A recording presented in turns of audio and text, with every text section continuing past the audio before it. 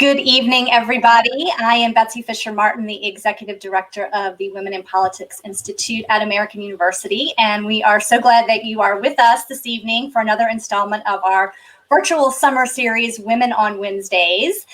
To those of you new to our events, WPI is a nonprofit and nonpartisan institute in AU School Public Affairs that aims to close the gender gap in political leadership. We offer academic and practical training for young women to run for office, and we facilitate research and discussions like this one on women in politics. And we are delighted to have with us this evening Senator Joni Ernst, who made history in 2014 when she was elected Iowa's first female member of Congress, House or Senate, and the first female combat veteran actually elected to the Senate as well.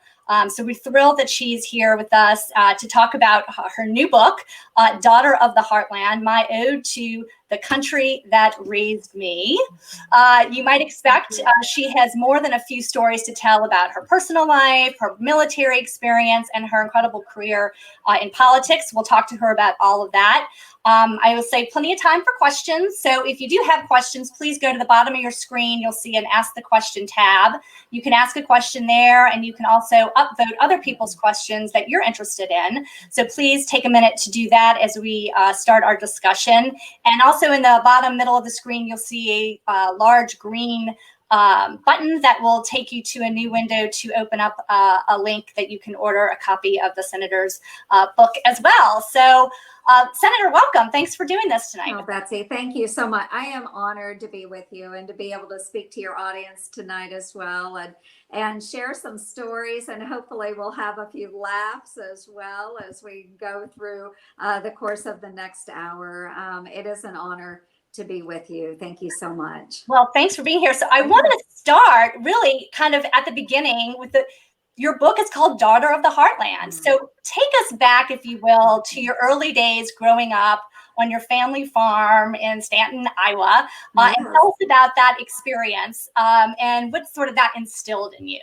Well, I did grow up on a farm, a small family farm in far southwest Iowa. It is very rural. So I grew up north of a community called Stanton, Iowa, which is where I attended school.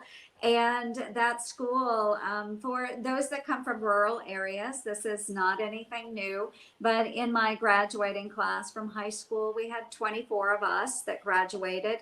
Many of the men and women that I graduated with are still in our local community, and our children have been raised together, again, growing up in a rural community, and strong ties both to the farm and to the community that we grew up in. But Montgomery County is very rural, and growing up on that farm, it was a family farm.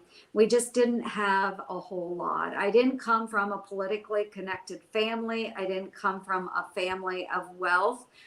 We certainly struggled at times, but we didn't really recognize that because all of the other kids that I grew up with, we were all in the same situation. So I've recounted stories of where when I went to school or we went to church on Sundays, if it had been raining, my mother, she was known for having a drawer in the kitchen filled with empty bread bags.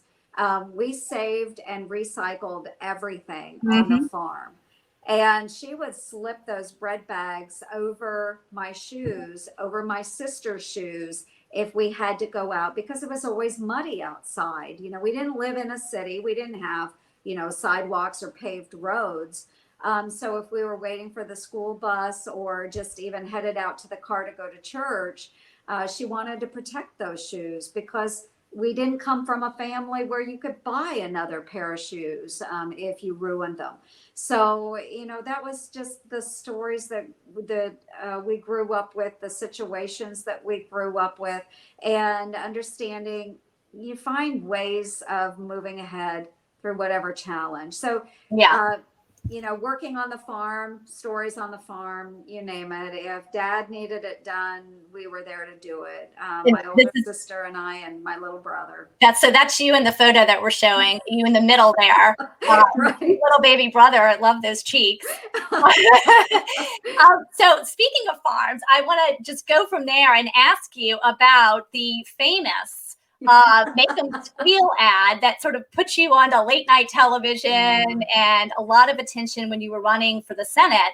Tell us about what you learned from that experience and how that came about. Because it's still referred to and talked about to this day. If anybody on this hasn't seen it, take a minute when we're done here and Google it. It's terrific. And I still laugh about that ad too, because I sat down with my media consultants, the folks that do ads. And of course, they all come from different cities. They live in urban areas. And so they just wanted to know what it was like to grow up on a farm. And so I was sharing the stories, we had to clean out the farrowing stalls. So we were shoveling manure, putting down new layers of straw, whatever it was. And then we talked about, other chores that we did on the farm. And one of them is cutting hogs, or what that is, we're castrating the male hogs to get them ready to grow and go to market. And the media consultant, he was like, what did you just say? And I said, yeah, we would castrate the hogs with my mom and dad. It was kind of a family thing. You go do that. And he just was like, okay, all right, I'll look into this. So that night when he got back to his room, he went on YouTube and watched a video on castrating hogs. And he came back that next day as we continued our conversation about different ads or messaging. And he was like, I had to stop. He's like, I watched that first, little bit of it and I could not go any further. So, but what he said is, that's cutting pork. And so we decided, well, we'll try this line out because I want to go to Washington, D.C. We'll cut pork, meaning cut spending. Right. And so I used that that line in a debate, and it was a televised debate. And people in the audience are supposed to be quiet. They all burst out laughing. And it was at that point we knew, wow, we can really do had a good line. Yeah. What I think is interesting too about this is that, it's you being authentically yourself here in this setting. And I feel like I've talked to some female candidates over the years that find when they are more authentically themselves, that their personality comes across and that you no longer feel, and I think this is progress in the world, obviously, no longer feel that pressure to have to prove yourself or your experience. You don't have to be up there with a briefcase and, a suit on, right? That you can sort of be in an environment that shows your authentic self. And I think that's certainly progress. And I think that is so important for women that are engaging in politics, is not to try to be like the men. I mean, why would we want to be like the men? We do have different experiences as women, and to be able to share those, when I am back home in my home community, these are people I have been raised with. This is the community that I go to church with. This is the community that has known me since I was that girl living on that muddy farm. They've known my parents. They've known my grandparents. I go to the grocery store in my yoga pants, my t-shirt, and no makeup. And they are totally okay with that. And I've even had our one of the food chains in Iowa, Hy-Vee, one of the store directors, he just retired, in my hometown. And when I saw him the last time, he was just like, Joni, I'm just so glad that you are still who you are. And I feel like that's you all don't of us. feel the need to put on airs. Yeah. You're just who you are. And he said, thank you for being you. I feel like all of us these days in our yoga pants and no makeup, these days especially, right? During COVID, yeah. So you writing the book about a tagline that you had that says "Mother soldier senator and putting mother first. And your daughter, I took this from your Twitter account, I know you're proud of her, is at West Point. Yeah. And that is, you said in your book that you hoped she would see you as a model for what's possible for women. Yes, absolutely. And what I have tried to emphasize to other women, and not just young women, but other women as well, is that you can be a mom and you can be a woman who wears the uniform. You can be someone who has a career. You can be a stay-at-home mom too. Whatever it is, this is what a woman can do. Mm-hmm. And I have emphasized that to my daughter as she grew older and older. And I didn't have to force it on her. And actually, her decision to go into the Army was entirely her own. And it really caught me off guard, too. It was just one of those things that I think by setting an example, she saw that, hey, mom can do this. I can do this too. And matter of fact, I can go one step further and go active duty Army. So, just by setting an example for our children, I think, we allow them to grow, inform their decisions, but allow them to make their own decisions. And I think we should exhibit that to women of all ages, whether you're 15 or whether you're 50. There's always opportunity out there. And so that's what I wanted to show my daughter. And yeah, I'm very proud of her. She is a hard charger. She is just a determined young woman, very, very smart, and has a world of opportunity. And that's what I wish for all of the young women that are coming out of their schoolrooms today and going into that big, bright, beautiful world, is making sure that they have opportunity. I want to talk a little bit about your service in the military. You served in the Army Reserves and then went on to be in the National Guard in Iowa, where you actually deployed to Kuwait during the Iraq War for a year. Talk about that experience you had as a woman among mostly male leaders. You wrote in your book, I learned quickly that because it was such a boys' club, I would have to be assertive. I didn't have female role models, so I had to create my own leadership style. How did you do that? Yeah. And again, it goes back to being that authentic person. Just be who you are. Don't try and be a male, dominant alpha male leader if that's not who you are. I certainly can be an alpha, but I can do it in a way that is different than the men. And many of my soldiers came to see me as their mom. I was the old lady in the company. Typically it's a male commander and they call him the old man. That's just what you referred to. But you certainly weren't old.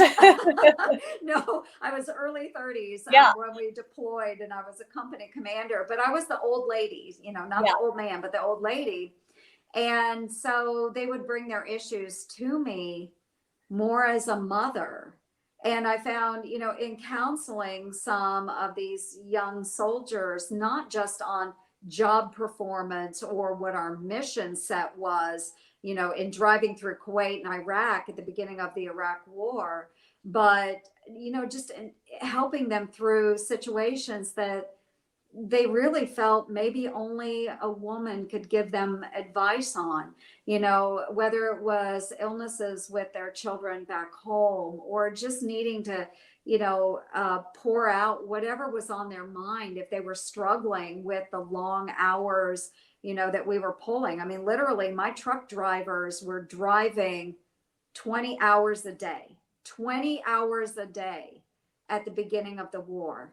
And they would have driven more if we had allowed them, but by Army regulation, they have to get 4 hours of sleep during wartime. But they were so driven, but they still had home life, and they still were going through, hardship being away from their families. And being a woman, I think, really was good in that aspect, and that they felt more comfortable coming and kind of letting down that guard and being able to talk to me as a mother figure in some of those situations. And so I think as a leader, it is important that we are who we are and we show compassion. I had a soldier when I was a battalion commander. So this was well after deployment. When I became a battalion commander, he had run into some trouble. He was a full-time soldier and had gone off to a military school, and he was an alcoholic, and he was caught and received an OWI while he was away at this military school. He was expelled from the school, and I could have discharged him or busted his rank, and he would have lost his full-time job. But I sat down and counseled him with his NCO, his non-commissioned officer.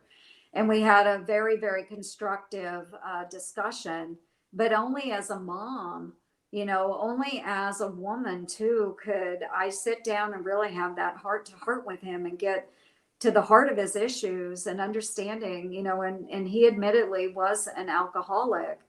And he sat down with me and, after he came and reported in, sat down. And the first thing I said was, Sergeant, I am really disappointed in you. And he broke down crying. And we had a very compassionate discussion. I kept him on because I believe in second chances. And I believe that he was a good soldier. He just had an issue he had to overcome. Right. And so we were able to provide those resources. But I think, he felt okay crying in front of me. He felt okay sharing some of the issues that he had in his personal life that he was trying to shield from those of us that he worked with professionally. So my advice, always be authentically who you are. And I think that women could be exceptional leaders and show great compassion. And we're very good at that. And I think more women should do that, not just try to be the man, right? But be who you are. So when you came to the Senate, you were on the Senate Armed Services Committee, appropriately enough. But you write about your experience there at first. And you said when you came on to the Armed Services Committee, some of the older men there, you said, I could feel their dismissive attitude toward me. How did you approach that? I know you had certainly Senator McCain as one of your allies, but how did you approach coming on to that committee and with that sort of dismissive attitude? I'm sure that went away quickly, but how did you make that go away? Well, we have to have thick skin. Yeah. Ladies, you have to have thick skin. Politics is not for the weak at heart.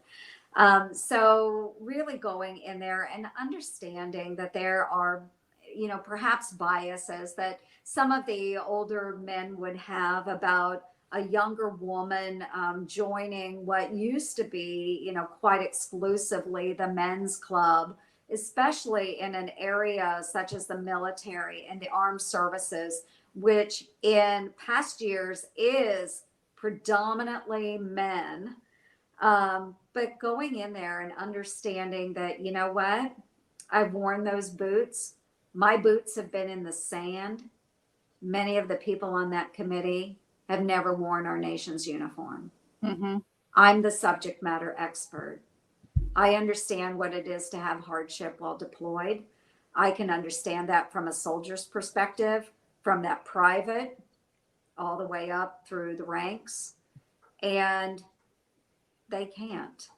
So my decisions are informed by actual real world experience. And some of them didn't have that. It doesn't make them lesser senators, but it does make me the subject matter expert in that area. So the advice I've always given to women, especially in that situation where it's a younger woman going into a crowd of men, is always when you walk into that room, you present yourself as the subject matter expert. Whatever your passion is, know it inside and out, and leave no doubt in any man's mind that you know what you're talking about. And that will dispel any concerns that those gentlemen have about your rightful place in that room. Can you talk a little bit about some of the other female members in the Senate? There's only 26 of you, but you all have a close friendship. You get together for dinners at once a quarter. Tell us about that and how important that's been during your time here in Washington. It has been very, very important. And I have shared the story too about just recently being in Des Moines with a group of women, business professionals that came together and we were talking about different situations in the Senate. And they were like, well, you know, share some of the bills that you have done bipartisan work on, and which I strive for in any of my bills is to get a member of the Democratic Party to co-sponsor. And I started naming off all of these bills that I had worked on, whether it was armed services, agriculture, small business, judiciary. It was so funny that, and the women caught on before I did. They all started laughing. And when I was naming off all those bills and the co-sponsors, they were all Democratic women. And so we have developed these relationships through our bipartisan suppers and our get-togethers. We don't talk about legislation when we're sitting down to eat a meal, you know, to break bread. It is certainly us sharing our thoughts just about our families, about what it is to serve our country. And we've developed those relationships that goes beyond the legislation, but it provides a foundation for when we are back in the office and able to work together. And I feel it's an important part of what we do. Dianne Feinstein is one of the primary sponsors of these bipartisan dinners. Susan Collins has kind of taken over that role from the Republican Party. And we all get together every other month. And we all take turns in hosting different events. And it was just last week in the Judiciary Committee, Dianne and I have done a lot of work together. I admire her very much. You know, obviously we'll be split on certain issues, but Dianne came up to me last week and she said, Joni, we really, and it's a challenging time right now in Washington, D.C. Right. And Dianne came up and she said, you know, we're facing so many issues. She said, I really think it's time to get together for another women's dinner. And she said, would you be willing to co-host that with me? And I said, absolutely, Dianne, let's have our staffs get together and find a date that works for most of the women, just so we can get together again to share a glass of wine or to break bread and just be together as a Senate family. Yeah, I think that's important. And I think a lot of women too, you know, especially, you know, the Institute we run is nonpartisan. And I think when we do programs too, we have women, you know, Republican, Democrat, Independent from both sides. And there's this notion of being supportive. And I guess sometimes it's probably difficult or can be difficult when politics intervenes sometimes in that. You wrote about in the book, running against another woman, Deb Fischer, for a leadership post, and you all handled that seemingly very well. But then you also wrote about Kirsten Gillibrand, who you were friends with, and she came out and endorsed one of your, well, it's not going to be your opponent, yes. Going to be one of your opponents for your reelection, and didn't really give you a heads up on that. Yeah. And so how do you kind of navigate when you think about women supporting other women, doing it in a way that's, you know, obviously you have to do what's best for yourself politically or for your district or for your own reelection, but being able to do that in a way where you can still be supportive of others. And you know, that's another thing, is that a lot of people would take great offense to having a friend endorse somebody else. Yeah. But again, folks, if you're engaging in politics, you have to have a thick skin. But again, you have to understand that it's not personal.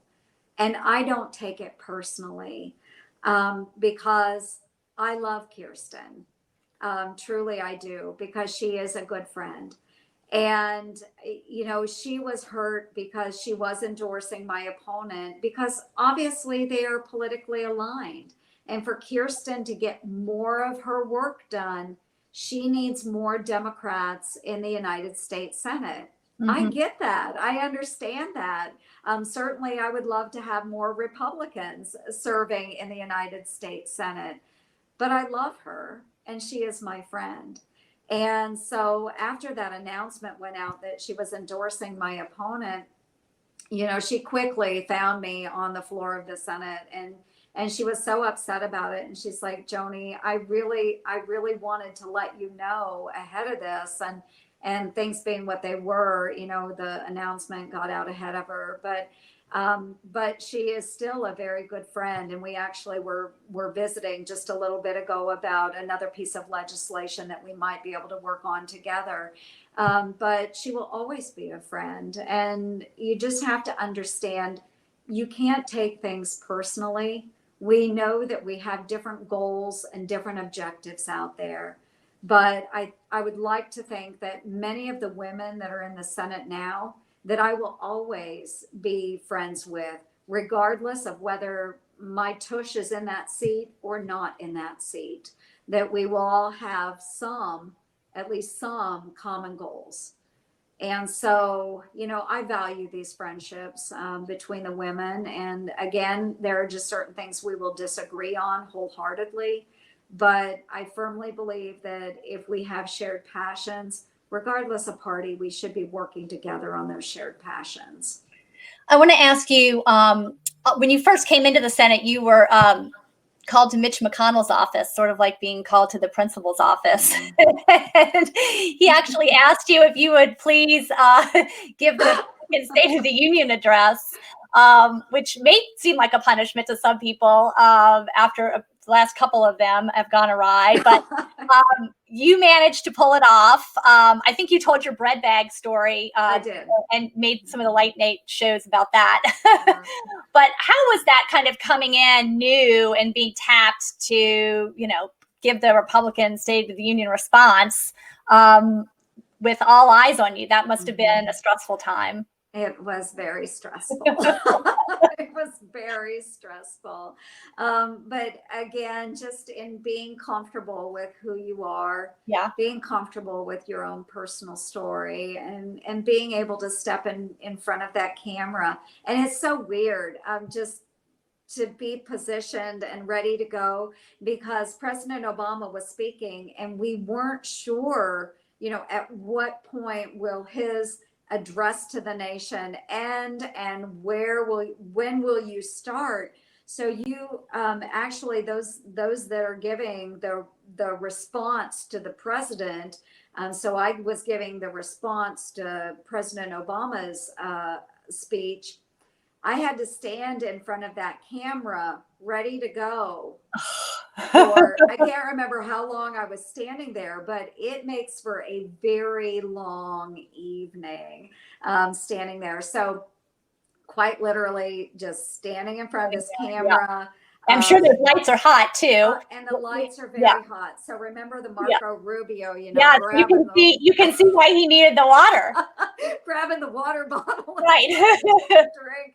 So having learned from that experience, there were some camera guys and crew members, and they were like on water duty. So they had, a bottle of water on a table kind of out of the camera shot. And every so often they would bring the water bottle to me. So I'm just standing on this X on the floor and taking a sip of water quick and sending it back so that at least I was staying hydrated.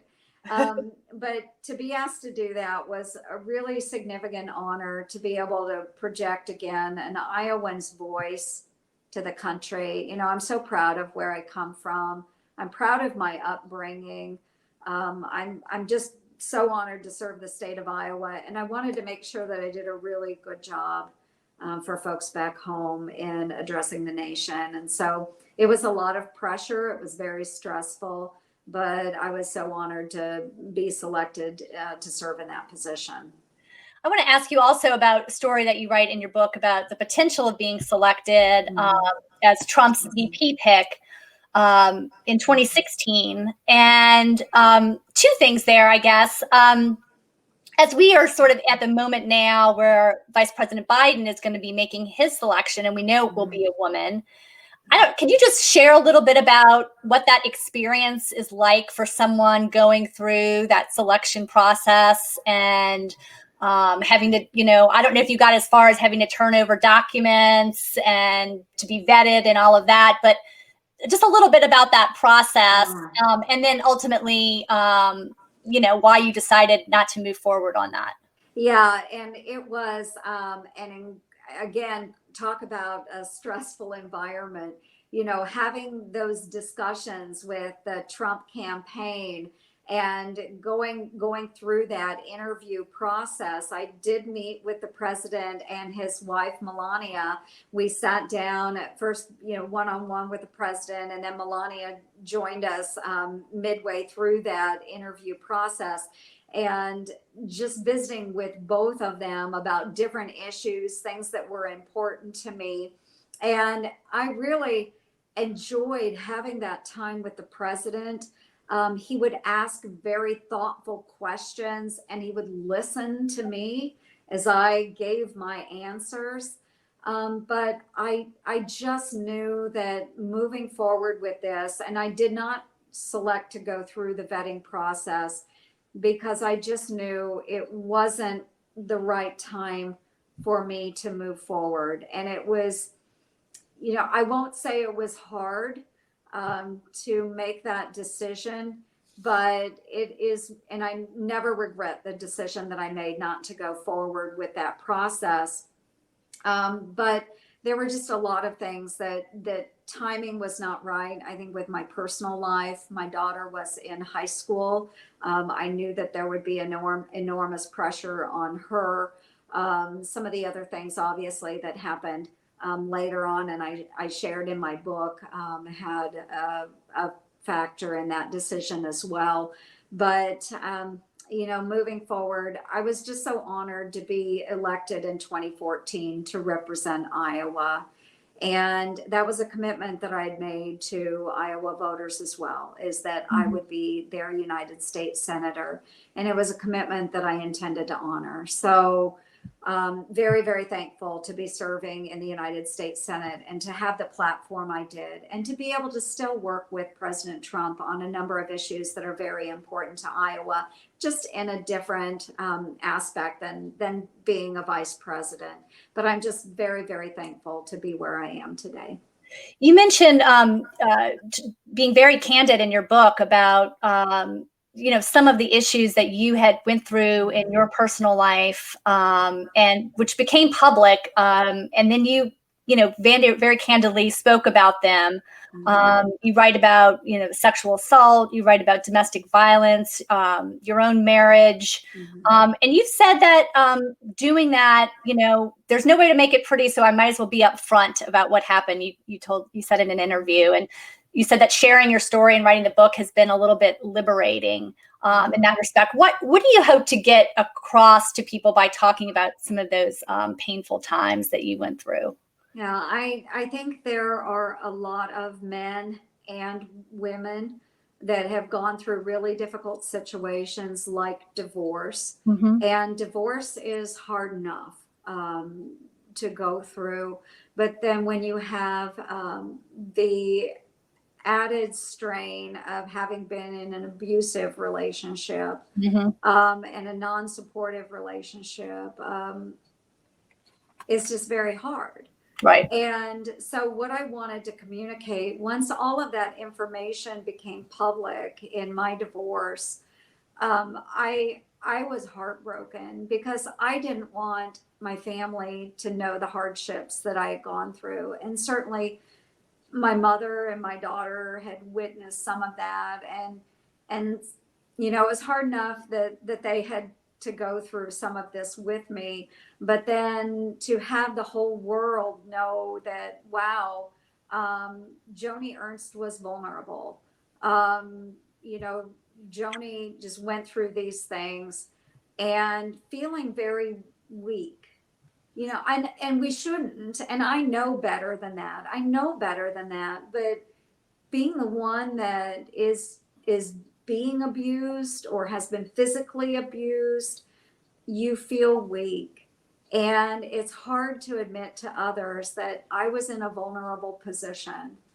But what happened after the information came out is so many women, and I actually did have some men that came forward too and shared their own experiences with sexual assault, with domestic violence.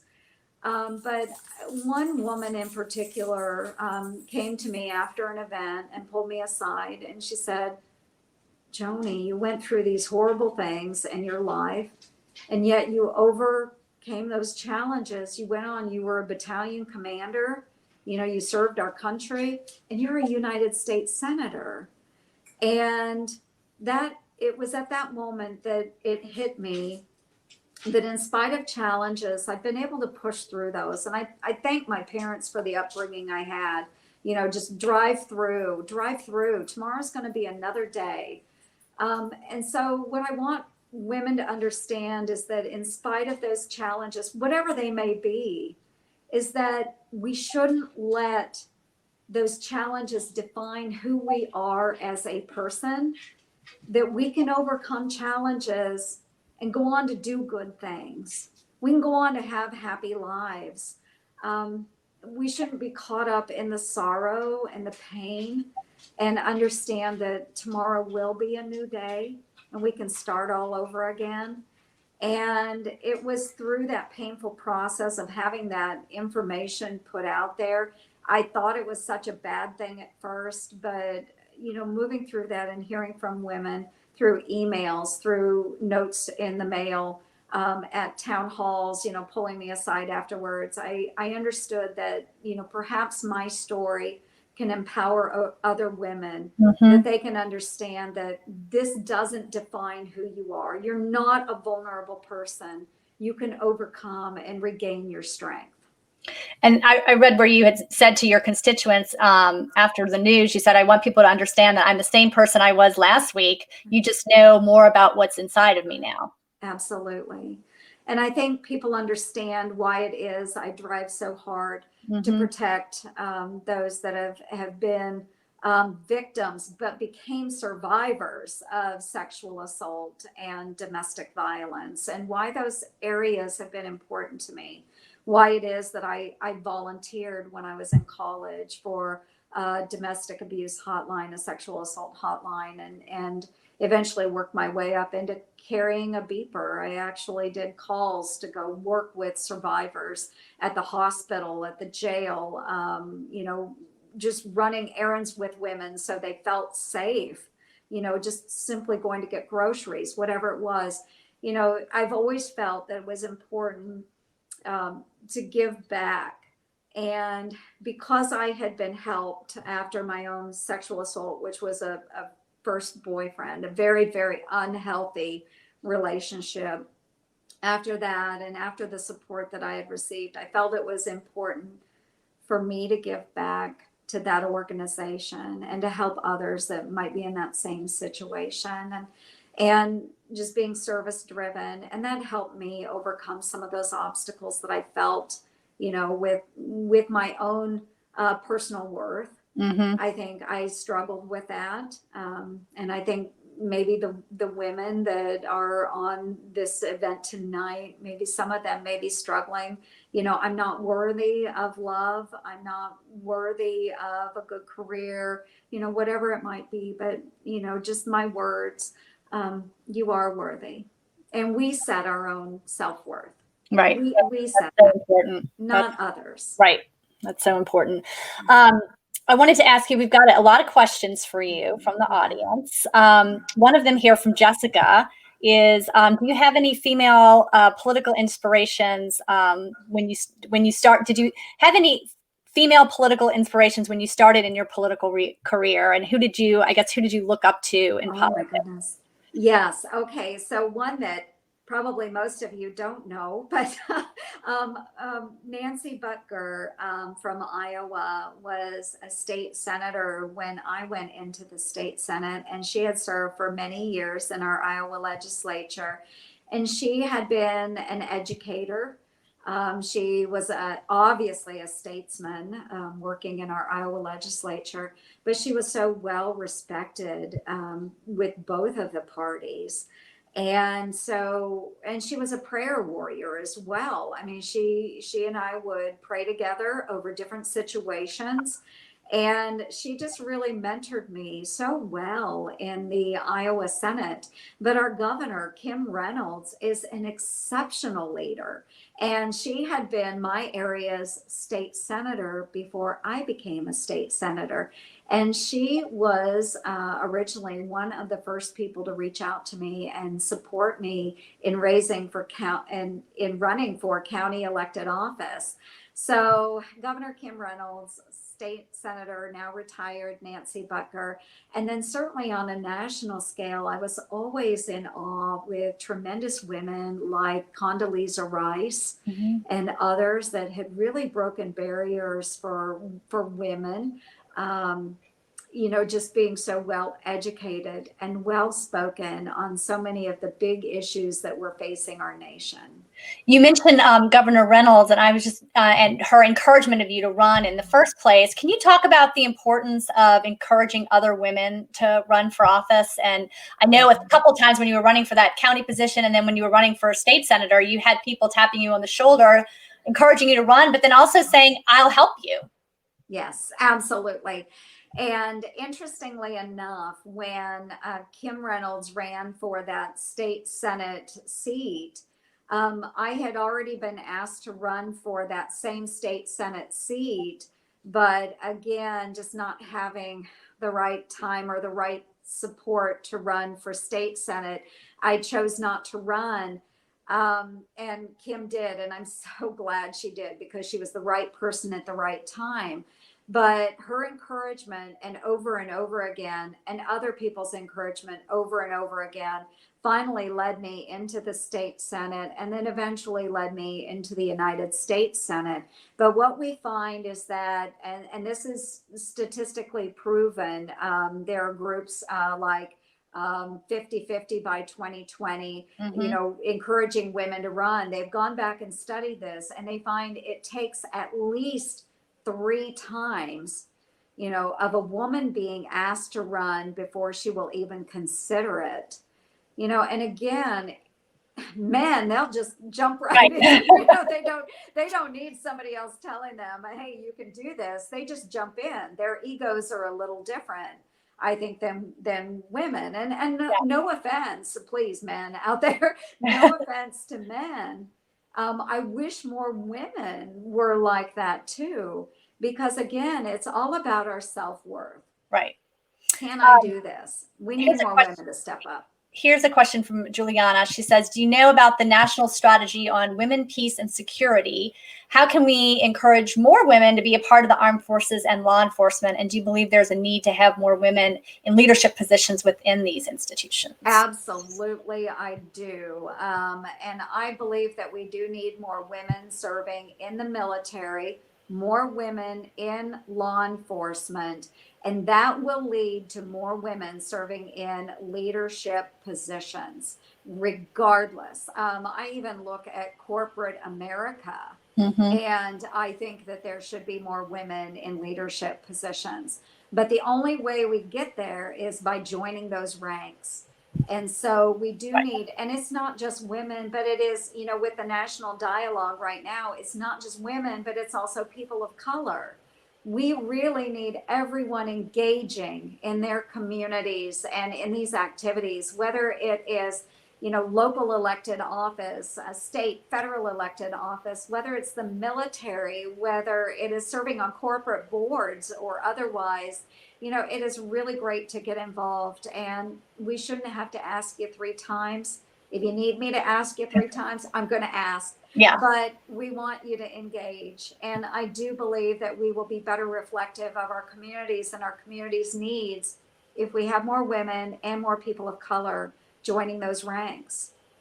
We have 2 questions for you about the Equal Rights Amendment, and wondering if you are supportive of that and if you are going to join as a co-sponsor. Yeah, Iowa passed their Equal Rights Amendment years ago. I want to say it's been probably a couple decades now. So I don't know that the bill will actually come up in the Senate. And I do need to go back and see who, if it, I'm sure it has been sponsored in the Senate, but go back and take a look at that. I think, and I'm still working through the recent Supreme Court ruling that came out yesterday or the day before. It's 170 pages. I'm not all the way through it yet. Yeah.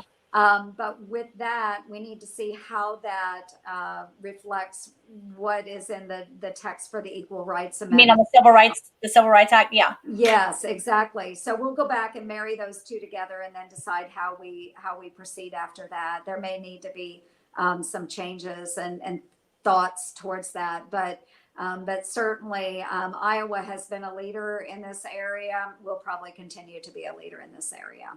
I wanted to also ask you, because I saw the other day and it was a little unclear in the article, but it seemed to say that you were supportive of the notion of renaming some of the military bases that are named after Confederate generals. Is that true? Right. Yes. And I am very open to a discussion on this. And I do think it has to be a discussion, and not necessarily a mandate, but I do think through a discussion, we will arrive at a decision that is supportive of removing Confederate generals' names from these military bases. And this is my point. Now, I come from the party of Abraham Lincoln. Abraham Lincoln served a Republican Party that was about the abolition of slavery. And then moving forward, move through the Civil War. The Civil War is now ended. And we have Confederate generals that took up arms against their country, which according to our Constitution and all the powers that be, they have committed treason against the United States. They could have been tried. They could have been hung, but by the grace of our United States, they were chosen to be forgiven. And we tried to heal the nation at that point. Now, if they had been tried and hung, I guarantee you we wouldn't have named or given Confederate names to these bases. So I see them as men that committed treason against the United States. And so my personal opinion is I would be more than fine if we change out these names. Because there are other honorable Americans that we can name these bases after. And I know I get a lot of blowback from some of our conservatives, and they will accuse me of trying to rewrite history. And I had just a horrible Facebook post the other day that compared me to ISIS. Really. That's lovely. Yes, it was just very nice. And that I'm trying to destroy our nation's history, just like ISIS. And I was like, you've got to be kidding me. But no, I'm not trying to rewrite history. Right. I am not trying to besmudge our American history, but I can give you the names of 10 Confederate generals that did besmudge our American history. And so that's my personal opinion on it. And I do think we should have discussions on this. It is a turning point in our nation's history. And I think now is an appropriate time if we are moving forward, as been suggested by many of my colleagues, many constituents, why don't we name the bases after Medal of Honor recipients? Those that have truly given unselfless sacrifice to our great United States. Do you think the president would be willing to talk to you about that? I am hopeful that the president will engage in those discussions. I hope so. I would hate to think that he would reject our Defense Authorization Act over renaming bases. I think this is a discussion that he should have, and it shouldn't just be with us in Congress. It should be with constituents across the United States. So in Congress, our National Defense Authorization Act, we've, as a group, already made that determination that we should have these discussions. So what I would hope that the president would hear is from others, those that have served our country, those from some that might be within the civil rights movement. Mhm. We need to hear from a good variety of people on why it would be necessary, or even from the opposing point, because I think it's important that you hear all sides Mhm. why we shouldn't. Mhm. But to me, it makes sense. Mhm. Here's a question from Julie. What are you projecting for the Iowa economy post-pandemic? I see the Iowa economy really picking up. That is, if we can get our businesses back open, and this is something that Iowa has struggled with even before the pandemic, but labor shortages. At any given time last year, we had 60,000 open jobs. Our unemployment was down to about it went back and forth between 2.4% to 2.7%. So really struggling with, okay, now we're opening back up. There are a number of workers that had to be furloughed because Mhm. of the pandemic. Well, now they are on expanded federal unemployment, and they're receiving more pay through unemployment than if they were working. And so until their unemployment runs out, many of them are really struggling. They don't want to go back to work because they see that benefit for their family. But we have Iowa businesses, because there's a labor shortage already and those workers are receiving additional unemployment dollars. They're ready to open up. They just can't get people back to work. So as soon as we can get people back to work, I see our economy just booming again. Let's see. Here's a question about Republican women, and you've talked about the importance of electing Republican women. And AJ asked, how do we combat the anti-women narrative that's sticking to the Republican Party with the lack of the Violence Against Women No. Act renewal and the ERA, et cetera? It hardens down ballot. What are your thoughts on that? Yeah, well, and we really are trying to work on those issues. And I have been working with Dianne Feinstein on the Violence Against Women Act. It is something that is very important to me. Sure. So there were a few key differences between the legislation that came over from the House and what Dianne and I were trying to work on in the Senate. And this is where partisan politics really comes into play. Because Chuck Schumer he is the Democratic leader in the Senate. He was very insistent upon taking up the House version of VAWA. Dianne and I wanted to do a bipartisan bill because that's the only way we will get legislation across the finish line in the Senate, right, and then hopefully in the House. Nothing will get done unless it's a bipartisan movement. So Dianne had warned me. She had given me a heads up, and she kept telling me as we'd get together, we'd sit down and work through these differences. And she told me at one point, and then many times over, that Chuck is really putting a lot of pressure. He really wants me to introduce the House version. And I was like, Dianne, we are so close. Let's just keep working on it. And she agreed, and we did. We kept working on it for a couple more months. We actually kept working on it, even though she was getting this pressure from Leader Schumer. And finally, it came to a point, Dianne just flat out told me and told my staff as we were working together in this little huddle in her office. And she said, Chuck has told me I have to introduce. I can't hold off any longer. And so she went ahead and introduced the House version of the bill. I went ahead and introduced a skinny down Republican version of the bill. But Dianne told me, she said, Joni, we still have to continue working on this. We have to have a bipartisan bill. I agree. So Dianne and I are still working together. So we're still trying to find what will pass. It's no good if it doesn't pass. And that's what I want people to understand, is that even if we would take up the House version, it's not going to pass. And I harbor no thoughts that probably the Republican version would pass. And so Dianne and I will keep working together to find what we hope would pass the Senate. And if not, I'm asking my majority leader to move forward with at least give us a straight up reauthorization of the Violence Against Women Act. You know, take what we have now and at least reauthorize it so that we can have additional time to find that bipartisan solution and modernize the Violence Against Women Act. So there are a lot of things that we continue to work on. We're trying to find the path forward. And sometimes it takes a really long time and a lot of effort to do that. But Diane and I, we've really committed to trying to find that path forward. Great.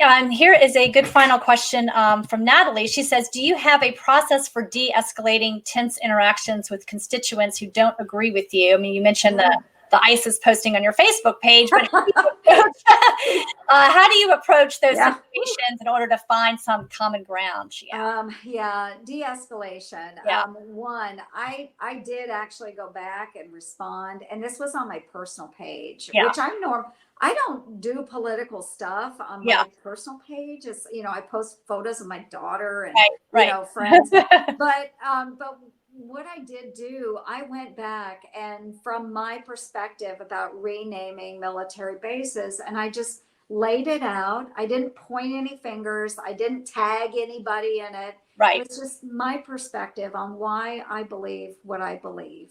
And so, again, going back to understanding who you are as a person and what you believe and being able to share that in a calm and rational way. And I do a lot of town halls. I did 35 public town halls last year. And I can tell you, when I go out to some of those more liberal leaning areas, you know, I have an audience, hundreds of people that will be probably anti-Joni, and maybe it's because of one stance or another, but just simply listening to them is really important to me. And I find that that can help diffuse certain situations.